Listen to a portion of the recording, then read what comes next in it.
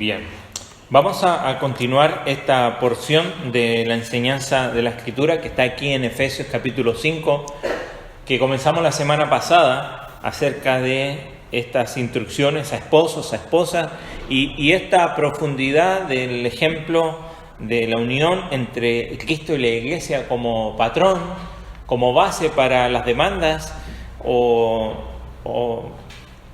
estos imperativos que tenemos aquí, tanto para esposas como para esposos, sin duda no serán posibles si no comprendemos eso otro que fue donde estuvimos la semana pasada respecto a la unión de Cristo y la Iglesia. Y vamos a leer el texto nuevamente del verso 21 del capítulo 5 de Efesios en adelante, dice así, lo voy a leer en la NBI que tengo aquí yo paralelo, dice: sométanse unos a otros por reverencia a Cristo, esposas. Sométanse a sus propios esposos como al Señor, porque el esposo es cabeza de su esposa, así como Cristo es cabeza y salvador de la Iglesia, la cual es su cuerpo. Así como la Iglesia se somete a Cristo, también las esposas deben someterse a sus esposos en todo. Esposos, amen a sus esposas así como Cristo amó a la Iglesia y se entregó por ella.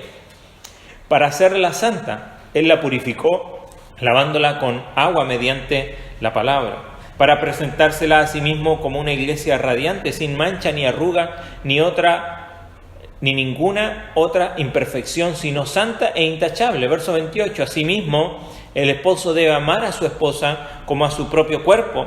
El que ama a su esposa a sí mismo se ama, porque nadie ha odiado jamás a su propio cuerpo. Al contrario, lo alimenta y lo cuida, así como Cristo hace con la iglesia, porque somos miembros de su cuerpo.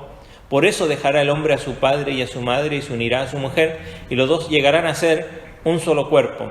Esto es un misterio profundo, y yo me refiero a Cristo y la Iglesia. En todo caso, cada uno de ustedes ame también a su esposa como a sí mismo, y que la esposa respete a su esposo. Vamos a orar nuevamente. Señor, nos encomendamos a ti para que tú nos hables, Señor, por medio de tu palabra, tu Espíritu. Use esta porción para desafiarnos a cada uno esta mañana. Te lo rogamos en el nombre de Jesús. Amén. La semana pasada nos dedicamos especialmente a lo que está desde el... ahí va mezclado, pero a esta instrucción profunda de este gran misterio que revela aquí el Señor a Pablo, diciendo, digo esto respecto de Cristo y la Iglesia, ¿no? Y usa la unión matrimonial y aprovecha mientras está dando estas instrucciones para darnos algo más profundo y de alguna manera un patrón o una base para aquellos imperativos que encontramos aquí tanto para esposos y esposas. Y vimos que si había un concepto allí dentro de toda esta enseñanza, como hemos venido enseñando toda la carta a los Efesios, de ir un poquito más profundo, o aún incluso esta profundidad, pero que nos abre el panorama de ver donde a veces precisamente estos versículos han sido interpretados fuera del contexto donde están escritos. Entonces decimos, bueno, estas son las obligaciones de los esposos. ¿Ha escuchado eso alguna vez o ha leído? O estas son las obligaciones de la esposa. Estas son los deberes del esposo. Estos son los deberes de la esposa. Aún incluso, estas son las demandas que hace el esposo hacia la esposa, como de alguna manera sale en resumen en el último versículo: cada uno de vosotros ame también a su mujer, ¿viste? Vos me tenés que amar, ¿no? Y después dice, la mujer respete a su marido, ¿viste? Me tenés que respetar, y pareciera que es una demanda de un cónyuge a otro. Pero dijimos que no se trata tanto de deberes o demandas, sino que se trata de entrega. Porque cuando vemos que el parámetro no solamente para el esposo, sino que aún para la esposa, de esta unión entre Cristo y la Iglesia, es una ilustración de una entrega total, de donde vamos a ver hoy ese liderazgo, que creo que es la palabra más adecuada, aunque muchas veces se entiende de manera diferente, pero ese liderazgo que Dios demanda del esposo es un liderazgo que se entrega, no que abusa o se enseñorea de aquellos que están liderando. Y también esta este sometimiento de la esposa al líder en el hogar también tiene que ver con una entrega total, pero primordialmente no una entrega al cónyuge, sino que, como dice aquí, así como Cristo es la cabeza ¿de quién? De la iglesia. Porque, mire, para que haya bendición, sin duda, en el matrimonio, en lo que el Señor instituyó, no puede ser posible si no es que Cristo está siendo la cabeza. Por eso comenzamos desde el verso 21, y aún esto está en concomitancia, está unido a todo lo que viene hablando desde el verso 15 en adelante, donde nos dice: mirad pues con diligencia cómo andéis.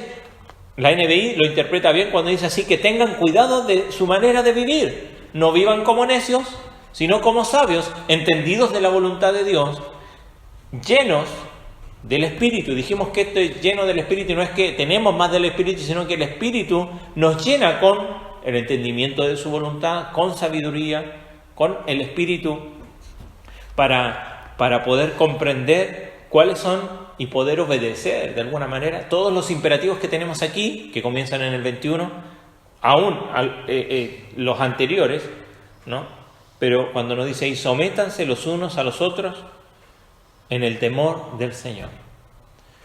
Entonces, si vemos alguna estructura aquí en este pasaje, claramente vemos que al principio hay instrucciones claras para los esposos y las esposas. Primero, a las esposas hay una demanda de sumisión, y nos dice que hay alguien aquí que es la cabeza, ¿no?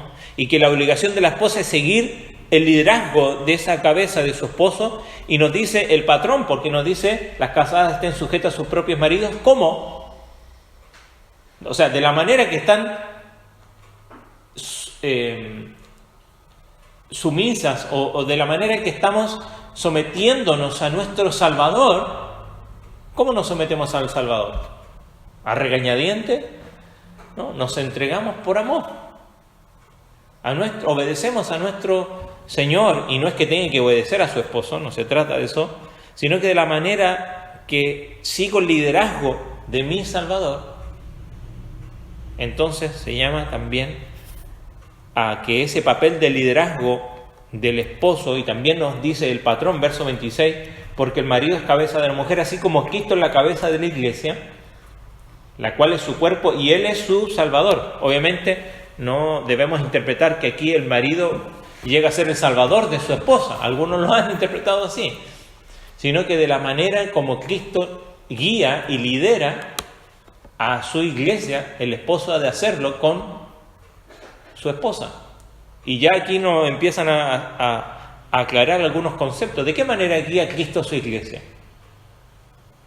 A ver, hay un pasaje, un salmo muy conocido, Salmo 23, que nos dice: Jehová es nada, en lugares de delicados pastos me hará descansar, me guiará, confortará mi alma.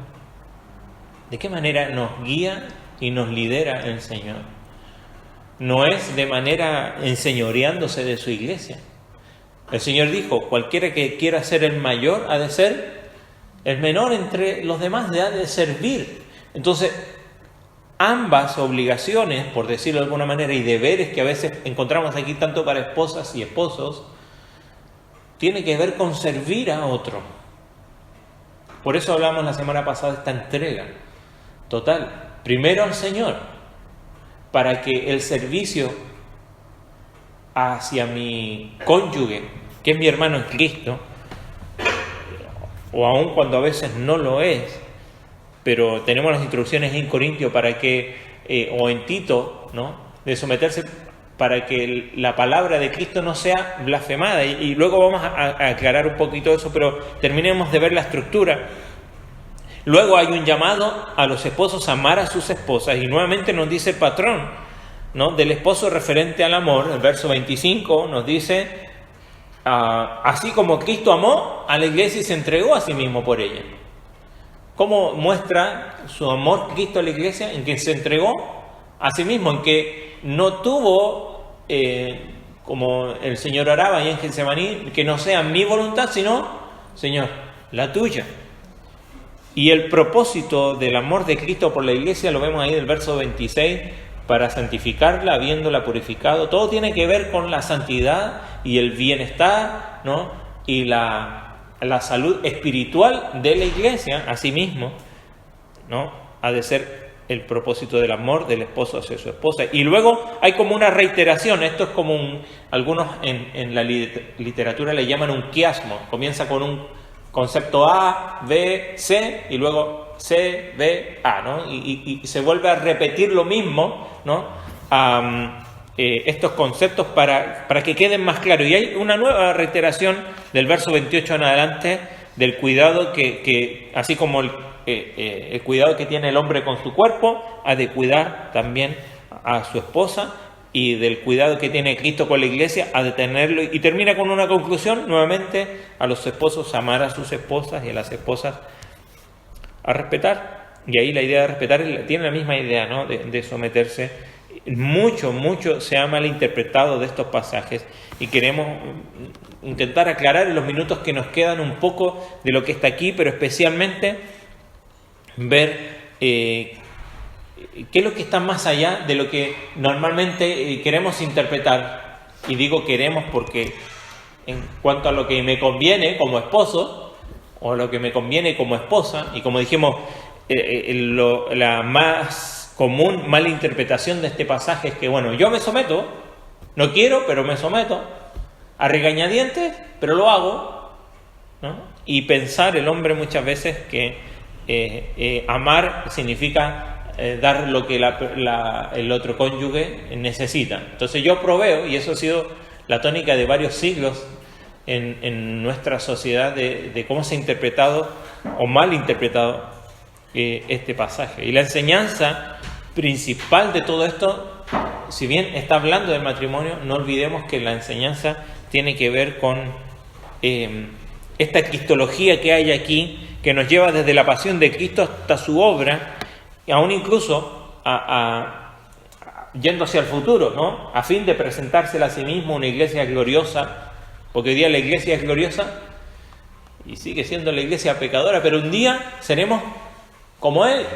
Aún hoy la iglesia es donde Dios quiere mostrar su gloria al mundo, ¿no? Pero es de vital importancia para nosotros reconocer que Pablo no estaba exponiendo un conjunto de instrucciones solamente de los papeles del matrimonio aquí, basado porque tenemos que entender que Pablo está escribiendo ¿hace cuánto tiempo? Hace 2000 años atrás, aproximadamente. Y la cultura respecto al orden social es muy diferente a la nuestra en algunos conceptos, y algunos siguen siendo las mismas. Pero si intentamos interpretarlo teniendo solamente en consideración el tiempo en que Pablo escribió, o interpretarlo sin considerarlo, o dejándolo de lado, esto cultural, vamos a cometer más de algún error. Entonces, porque mucho de lo que vemos aquí, probablemente para nuestros días, no encaja en nuestro tiempo, o no encajaría. Pero su ética matrimonial no está basada en el contexto social, porque si vamos al contexto social de Pablo, lo que Pablo está diciendo aquí es sumamente contracultural, como lo es el Evangelio, ¿no? Porque el Evangelio rompe con nuestra cultura. Nosotros hoy estamos acostumbrados a una cultura que es heredera de una sociedad, hoy día se le llama occidental, para diferenciarnos de lo que es la cultura de lo que es, por ejemplo, de las regiones de Asia, donde es muy diferente a la nuestra. Pero nosotros recibimos una herencia que viene desde España, ¿no? Mezclada con algunas cosas de acá, pero es muy similar a lo que ha sido por estos últimos 300, 400 años. Heredamos esa cultura, ¿no? Y estamos en esta cultura. Hay otros que viven en otros lugares del mundo donde tienen una cultura completamente diferente a la nuestra. Y ahí es donde nos preguntamos, bueno, ¿cómo aplicar estos principios sin dejarnos llevar solamente por la cultura y traspasar eso, pero comprendiendo también que Pablo está escribiendo a una cultura en específico? No sé si me doy a entender. Entonces, vamos a tratar de entender ambas cosas, pero principalmente tenemos que recordar que la ética matrimonial no está basada en la cultura aquí, o quiere romper con la cultura, sino que su base es netamente cristológica. Por eso Pablo lo dice más adelante: grande es este misterio, mas yo digo esto, cuando dice los dos serán una sola carne. Grande es este misterio, mas yo digo esto respecto de Cristo y la iglesia, la unión. Porque capítulo 1, 2 y 3, ¿de qué está hablando Pablo? De la unión entre Cristo y la iglesia, en donde tenemos identidad, donde tenemos salvación, donde tenemos vida nueva, donde tenemos ahora esta nueva naturaleza, todo lo que tiene que ver con nuestra unión con Cristo. Y Pablo va a decir: este misterio es grande, y aquí hay una imagen, aquí hay un patrón. Entonces, la ética o la base de la ética matrimonial es netamente la imagen de Cristo en unión con su iglesia. Esto no significa que en algunas de las instrucciones haya más de alguna idea de su tiempo, de su cultura, ¿no?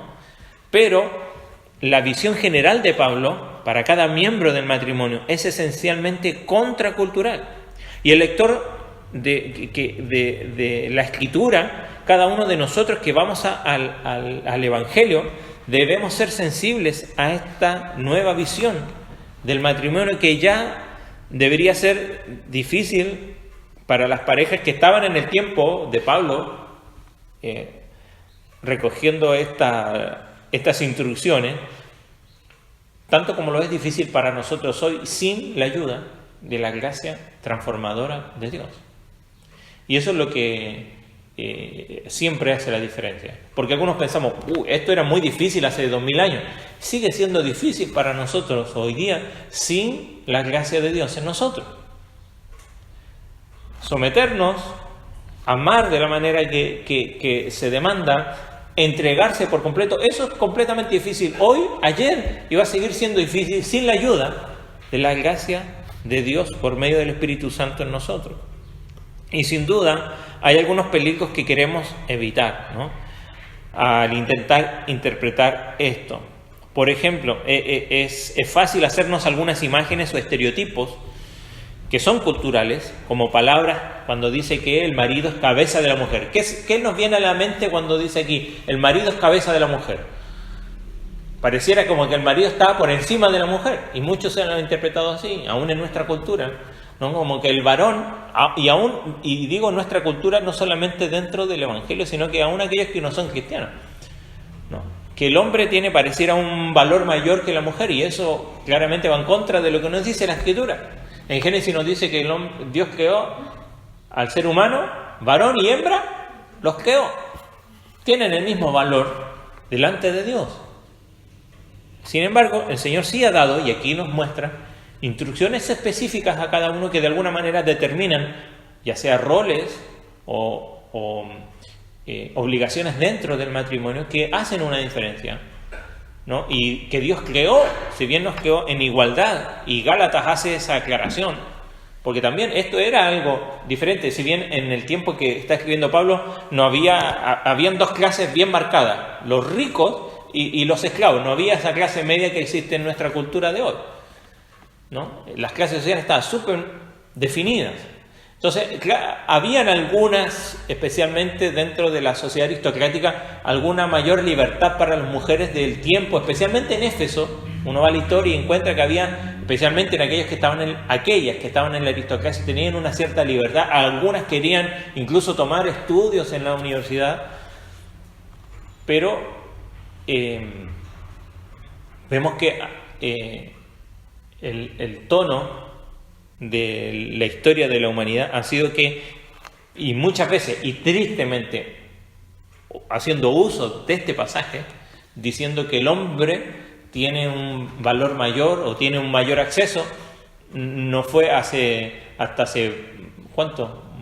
Menos de un siglo que, por ejemplo, acá en nuestro país las mujeres comenzaron a participar, por ejemplo, de las elecciones o a entrar a la universidad, y uno diría: es que antes no era así, pero eso no significa que era bueno.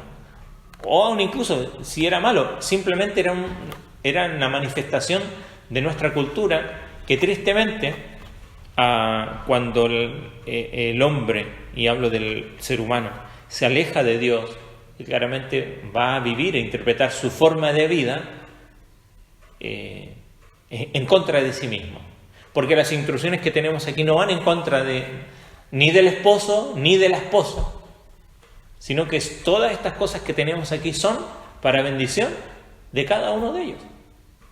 Entonces hay peligros como ver estas frases, estos conceptos o estereotipos de que la mujer tiene que ser sumisa y que el hombre tiene que ser cabeza, en fin, todas estas cosas que hacer una exégesis más detallada sin duda nos va a llevar al entendimiento de qué nos está diciendo aquí. Otro peligro que podemos encontrar en interpretar incorrectamente estos pasajes es, por ejemplo, cuando vimos aquí, ¿no?, que el marido es cabeza de la mujer. Ser cabeza se define, dice un autor, dice un comentarista, ser cabeza se define no en términos de lo que los romanos consideraban el liderazgo en el matrimonio, sino en términos de la relación de Cristo con la Iglesia. Y hay muchas implicaciones enormes en esto que hacen que el pasaje sea netamente contracultural y quede definido por más allá de la noción que hay en la cultura romana, donde la mujer carecía de valor, estaba casi al nivel de los esclavos, ¿no?, donde el lugar que tenía en la sociedad era completamente nulo. Entonces, claramente, cuando Pablo en Gálatas, por ejemplo, y lo dice a propósito, ¿se acuerda? Dice, ya no hay judío ni griego. Y claramente la sociedad de él hacía una diferencia en esto. Ya no hay esclavo ni libre. Y claramente había una diferencia muy marcada en esto. Y después dicen, ya no hay hombre o mujer en el sentido del valor delante de Dios respecto a su sexo. Entonces, claramente estas instrucciones que tenemos aquí en dar instrucciones a los esposos de la manera que lo hace, a las esposas de la manera que lo hace, va en contra de la cultura del tiempo en que Pablo está escribiendo.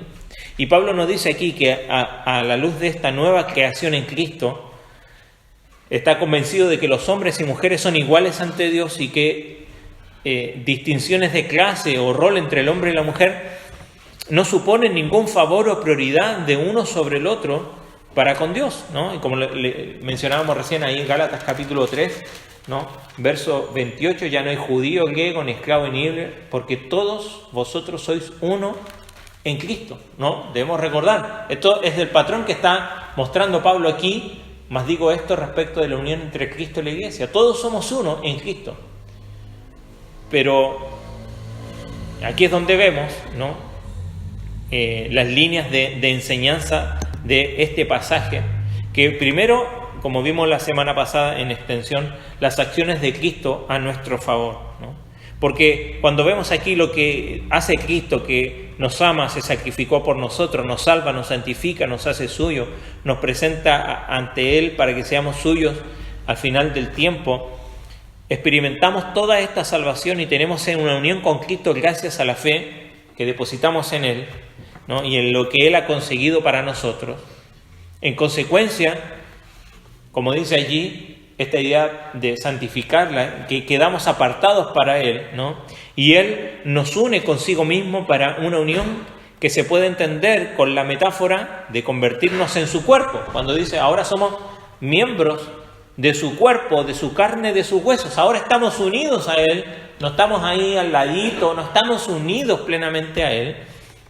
Y la cercanía de esta intimidad también queda sugerida por la naturaleza del matrimonio en la manera en que Dios lo ha establecido desde el principio. En Génesis se unirá, ¿no?, dejará el hombre a su padre y a su madre y se unirá. Y no es que significa simplemente que se van a vivir juntos, que ahora son uno en el Señor.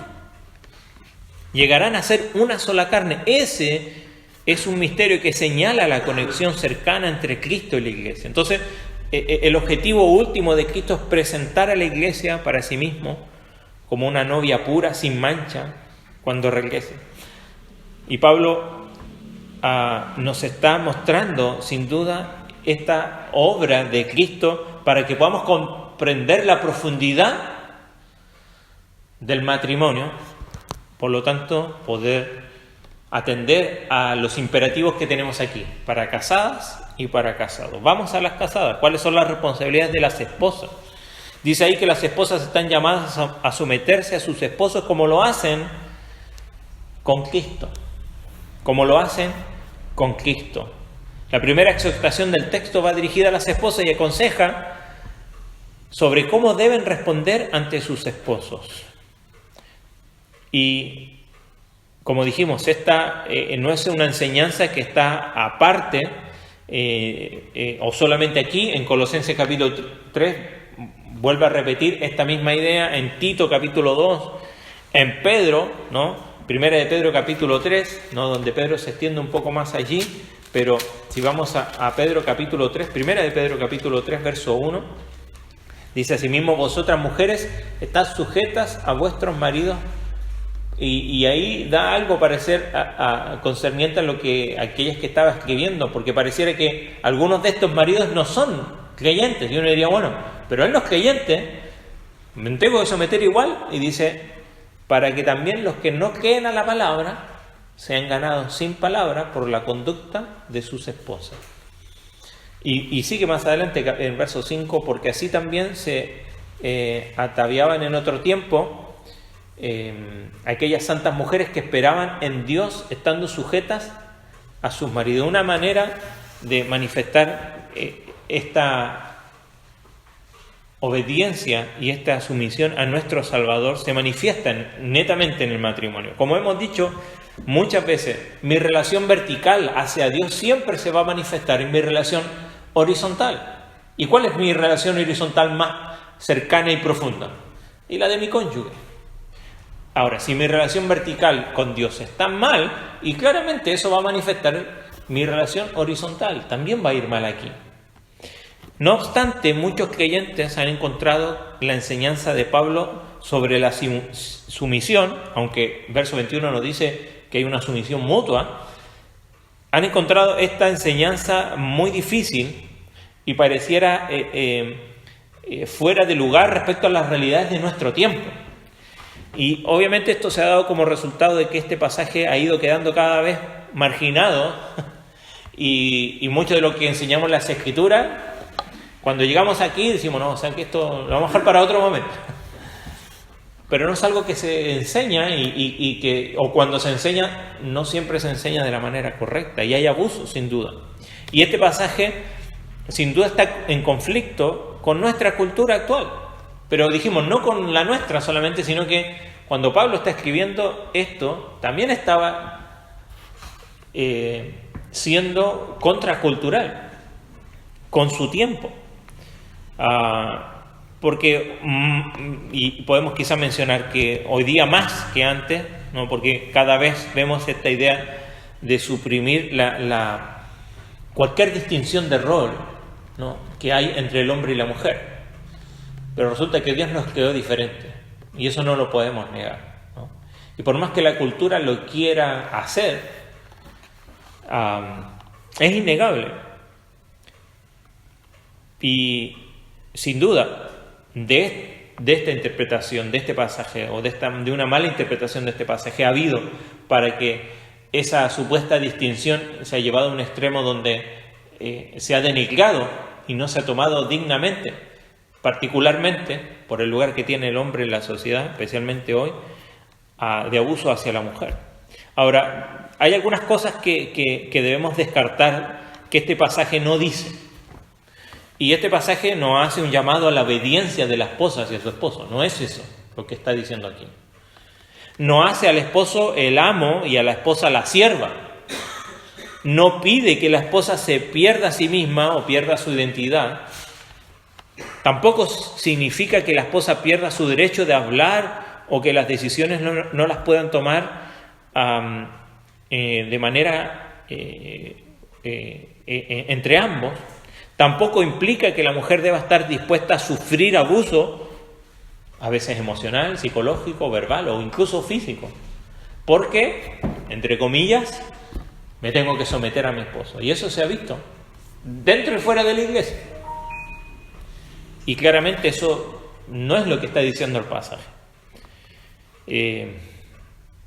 Sino que debemos recordar que este pasaje comienza en el verso 21. Someteos los unos a los otros en el temor del Señor. Este pasaje empieza con el verbo imperativo principal del verso 18, sed llenos del Espíritu Santo. No embriaguéis con vinos, en lo cual hay disolución, antes bien sed llenos.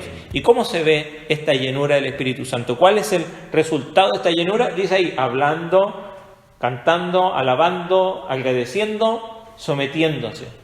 ¿Se da cuenta?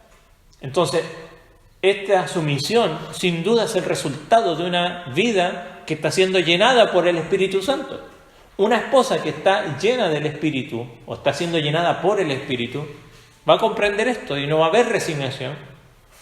Y lo va a comprender en su punto, no en que me están pidiendo que yo obedezca todo lo que dice mi esposo, en fin, lo que acabamos de decir. O que ya no tengo voz, al contrario. Va a comprender que cuando yo me someto al Señor, entonces lo que brote de esto siempre va a ser una bendición.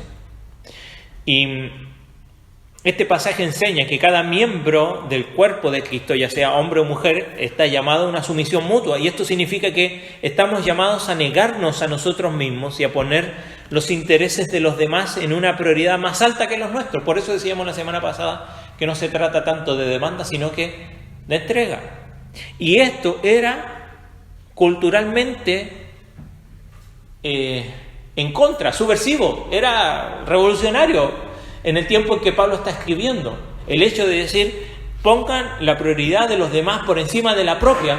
¿Cómo se te ocurre? Eso en la cultura de Pablo chocaba. ¿Por qué? Porque el Evangelio es contra la cultura y sigue chocando en nuestros días, de poner el interés de los demás por encima de nosotros, ¿no? Y ahí recordamos las palabras ahí de Marcos, si lo quiere anotar, Marcos capítulo 10, ¿no? Donde el Señor Jesucristo nos enseña, allí verso 43, Marcos 10, 43, pero no será así entre vosotros, cuando dice que los gobernantes de las naciones se enseñorean de ellas y sus grandes ejercen potestad sobre ellas, pero entre vosotros no será así, sino que el que quiera hacerse grande entre vosotros será vuestro servidor, y el que de vosotros quiera ser el primero será siervo de todos, porque el Hijo del Hombre no vino para ser servido, sino para servir y dar su vida en rescate por muchos. Pablo, sin duda, en este contexto de estos versículos, tiene claramente o mantiene esa diferencia de roles entre esposo y esposa en el matrimonio cristiano. Y una vez más es importante que señalemos esto, que él lo hace desde la base cristológica, de la unión entre Cristo y la Iglesia. Esa es la base para darnos estas instrucciones. Y en este contexto, sumisión es un término que llama a la gente a responder adecuadamente según su papel en un conjunto de relaciones estructuradas en nuestra sociedad, en este caso el matrimonio.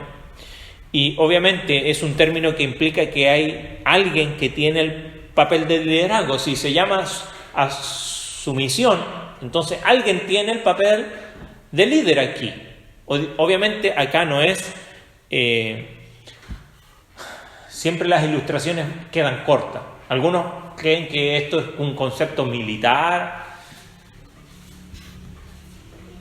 A mí no me gusta mucho, yo soy más deportivo y en un equipo, en cualquier equipo, normalmente de deporte, hay uno que es capitán, ¿cierto? Ahora, el capitán no es el más grande a veces, no es necesariamente el mejor, pero ¿qué hace ese capitán? Ese capitán lidera y guía y lleva cuando el equipo está en conflicto, está mal. ¿Qué hace el capitán? Bueno, reúne a su gente y le dice y da dirección y dice para dónde hay que ir, cómo lo vamos a hacer y da instrucción. ¿Y qué hacen los demás? ¿Y por qué lo siguen? Y al seguir lo que están haciendo, ¿se están sometiendo a ese capitán? ¿Son menos que los demás? No. ¿Es más el capitán que el resto? No, tiene una obligación o una responsabilidad y a veces también un privilegio, y con privilegio siempre hay mucha responsabilidad. Entonces cuando se demanda sumisión, claramente ¿no? Entendemos que está implicando que hay un papel de liderazgo, y esto es lo que es el esposo, ¿no? Pide a la esposa que reconozca el papel de liderazgo y que voluntariamente se alinee con las iniciativas que propone el liderazgo en la casa, en este caso, ¿no? En el matrimonio. Entonces, la base para las observaciones de Pablo están en la comparación que hace Pablo con la relación de la iglesia con Cristo. Y esto, de la misma manera que la iglesia se somete ¿a quién? A Jesucristo. ¿Por qué? ¿Qué hace el Salvador? ¿Se enseñorea de su iglesia? No. Estamos estudiando los días miércoles que el Señor dice, venid a mí, ¿no? Síganme. ¿Y qué significa seguir a Cristo? Reconocer que Él tiene el liderazgo y vamos hacia donde Él propone que hay que ir. De alguna manera, ¿qué está haciendo la iglesia? Se somete a su líder. Pero ese líder, como nos leíamos recién en Marcos, no es el que se enseñorea o gobierna o pisotea al resto. Hay capitanes de algunos equipos que lo hacen. Sin duda, no son las buenas experiencias. Pero tenemos una clara instrucción aquí. El sometimiento asume que hay alguien que tiene el liderazgo. Y la sumisión reconoce y pide que voluntariamente se alinee con esa iniciativa del liderazgo. En nuestra cultura tenemos un problema. Que dentro del matrimonio, ya sean cristianos o no se ve siempre marcado el liderazgo en el varón.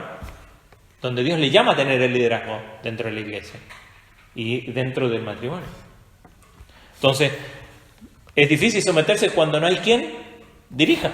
Cuando no hay un capitán dentro del equipo, ¿cómo es? Bueno, alguien decía alguna vez, cuando usted ve a alguien sin cabeza, eso es anormal, ¿no? Hay como anarquía. Cuando usted ve algo con dos cabezas, es monstruoso. Hay una que es cabeza, hay un liderazgo, pero cuando eso no está, también es problemático, y eso lo vamos a ver ahora en breve. Entonces, hay muchas maneras de describir cómo podría ser esto aplicado al matrimonio cristiano, y aquí hay algunas ideas.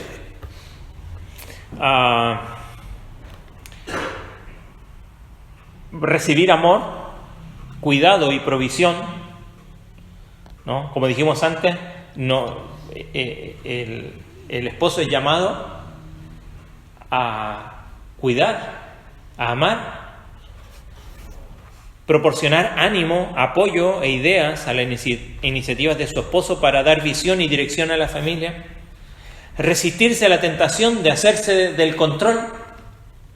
Y esto está marcado bíblicamente, ¿no? En Génesis, el Señor Dios le dice a la mujer, tu deseo será para tu marido, ¿no? En el sentido de que hay alguien que ahora va a tener la dirección y va a estar la tentación natural de querer tener ese control. Bueno, y acá algunas maneras prácticas de poder comprender esto y practicarlo, ¿no? Resistirse a eso, al deseo de tener el control, resistirse al impulso de minar el liderazgo de su esposo, no considerando su dirección. Yo creo que hay muchas dificultades, ¿no? Pero la dificultad mayor quizás de llevar a cabo es que ninguno de los esposos sea capaz de ejemplificar la visión de cada uno de los papeles que Pablo ha encomendado, sin duda, porque dice, cuando no hay alguien que cumple con el rol del esposo, como dice aquí, y claro que va a ser difícil someterse, ¿no? Y la mujer le puede resultar difícil responder al liderazgo de su esposo si él ofrece poco liderazgo en la familia. Y si la percepción que tiene el esposo de su papel de liderazgo es el de actuar de forma abusiva con su esposa o llevar a su familia aún incluso hacia el pecado, bueno, su liderazgo debería sufrir resistencia, sería lo natural. Entonces, sin duda, no hay matrimonio perfecto, el mío no lo es y no lo es ninguno. Pero por eso es que Pablo aquí, y por eso tomamos la semana pasada en poner el patrón allí, grande es este misterio, más yo digo esto de Cristo y la Iglesia. Y aquí tenemos el patrón, aquí está la base ética para el matrimonio. No es la cultura, no es simplemente el lugar de cada quien dentro, sino que la imagen de Cristo y la Iglesia. Por eso hablamos la semana pasada que más que deberes, más que demandas, más que obligaciones, se trata de entrega. Y cuando uno se entrega y se niega a sí mismo, bueno, la respuesta de su cónyuge, ya sea esposo o esposa, va a ser, sin duda, favorable. Y alguien se preguntaría, ¿podría haber ocasiones en que la esposa no debería ceder al liderazgo de su esposo? Y hay un hombre que se llama Stephen Tracy, que enumera un conjunto de algunos principios, y es necesario mencionar esto, de algunos principios para determinar cuándo una esposa debería resistirse al liderazgo de su esposo. Porque esto no es a toda ocasión, porque el esposo no es santo, porque acá se ha querido muchas veces interpretar, bueno, el marido es como Cristo. Cristo es perfecto, sí, pero el marido no lo es. El marido no lo es, los hombres no lo somos. Estamos siendo, aquellos que son creyentes, conformados a la imagen de Cristo. Estamos en ese proceso, deberíamos, pero vamos en camino. Aún, cuanto más difícil aquellas que sus esposos no son creyentes. Entonces, este escritor menciona algunos principios que quizás responden a esta pregunta, ¿no? ¿Podría haber ocasiones en las cuales la esposa no debería ceder al liderazgo de su esposo?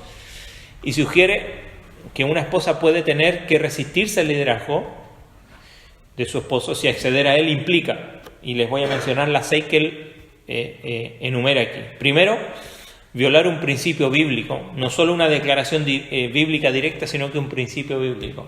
Y sin duda, si someterme a mi esposo significa que yo voy a violar las escrituras, ¿qué fue lo que dijo Pedro y Juan ahí ante el concilio? ¿Obedecemos nosotros a los hombres antes que a Dios? No lo haremos. Vamos a obedecer primero a Dios. Segundo, dice comprometer su relación con Cristo. Y claro, si someterme a mi esposo, eso afecta en mi relación con mi Salvador. Y claro que eso va a afectar en someterme, ¿no? O seguir al liderazgo de mi esposo. Violar su conciencia sería el tercero. El cuarto, enumera este autor, comprometer el cuidado, la educación y la protección de sus hijos. Posibilitar o facilitar el pecado de su esposo. Por último, someterla a abuso de todo tipo, emocional, físico, aún incluso sexual. No obstante, termina él diciendo, cada uno de estos principios que señala se basa en una relación donde un esposo está buscando erróneamente la obediencia servil de su esposa, prohibiéndola, por ejemplo, pasar tiempo con una amiga o con su familia, o pidiéndole que se someta a algún tipo de práctica que va en contra del Evangelio, o aún cuando un marido, por ejemplo, acá da un ejemplo, dice, cuando un marido alcohólico le pide a su esposa que vaya a comprarle más alcohol. Dice, no, hazlo tú. Oh, qué mujer desobediente, no se somete. Mire, tengo que decirlo, tristemente, no en pocas iglesias cristianas, se ha practicado, se ha intentado que la mujer obedezca a su esposo a todo costo. Y cuando ha habido situaciones como esta, mire, yo sigo una periodista que está en Estados Unidos, es muy diferente a nuestra cultura, pero es un espejo a veces donde mirarse. Y ella, cada semana, así como pone buenas noticias, cada semana hay una noticia nueva donde un particularmente líder, pastor de una iglesia, ¿no? Ha abusado precisamente de la interpretación de este pasaje. O iglesias que han permitido, por una mala interpretación de este pasaje, que esposas, ¿no? sean, por un afán de cumplir que la mujer se debe someter, se han encubierto abusos de menores, ¿no? de los niños en el hogar, de las propias esposas, abuso sexual. Eso sale en las noticias constantemente. ¿Por qué? ¿Por qué vienen todas estas cosas? Bueno, por no tener una interpretación correcta de este pasaje. Entonces, la sumisión no es obediencia a toda costa. La sumisión, como mencionábamos recién, y a mí me parece una de las mejores quizás definiciones, es cuando implica que alguien tiene el papel del liderazgo y se pide a la esposa que reconozca este papel de liderazgo y voluntariamente se alinee con las iniciativas de su esposo, de su liderazgo.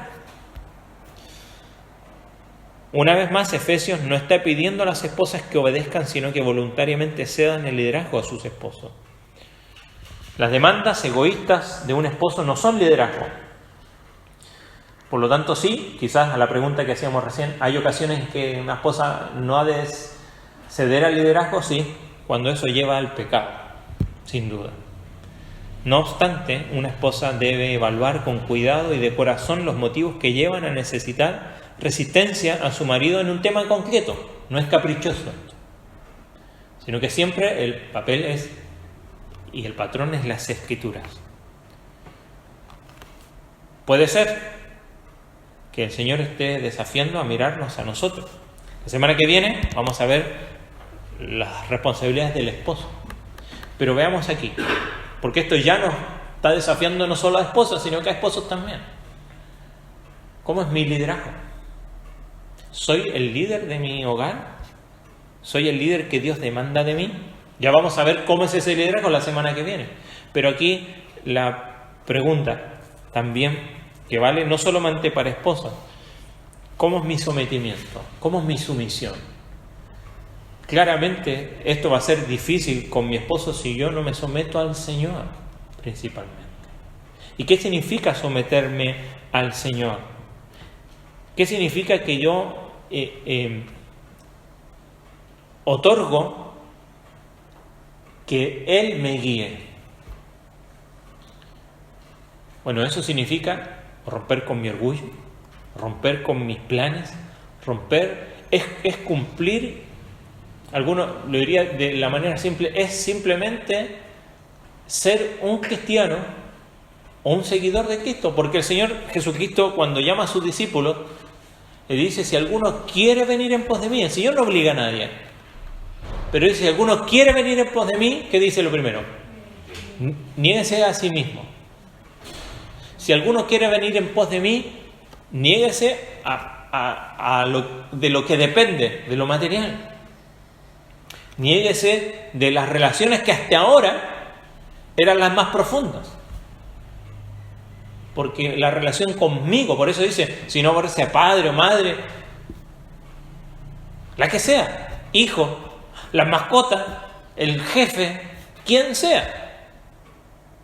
Por eso el Evangelio, cuando lo comprendemos y lo practicamos, va a ayudar a nuestras relaciones. Y aquí ya vimos la primera, de esposas hacia sus esposos. Que el Señor nos ayude, y también a nosotros los esposos. Ya vamos a ver en detalle la semana que viene las responsabilidades para ellos. Pero que el Señor nos ayude primero a ver el patrón. Y no olvidemos el patrón. Es Cristo y la iglesia. Como Cristo ama, se entrega por la iglesia. Asimismo, la demanda, ¿no? Y así como el Señor demanda que su iglesia se niegue a sí misma, se entregue por completo, nos da el ejemplo también para nosotros, especialmente aquí lo que vimos hoy, a las esposas, a sus esposos. Vamos a ponernos en pie y vamos a dar gracias a Dios.